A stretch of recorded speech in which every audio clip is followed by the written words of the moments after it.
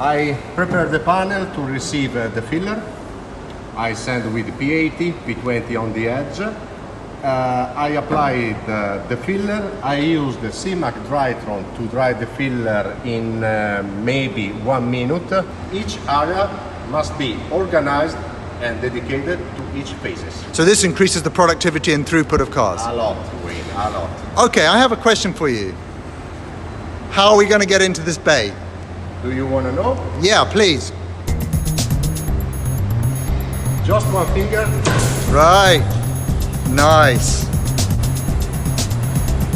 And so the car will just roll straight through? Right. Okay, I look forward to seeing this. Oh, look at that.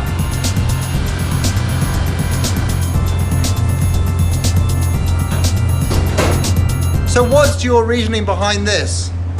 To protect the robot from the overspray. That is the main reason.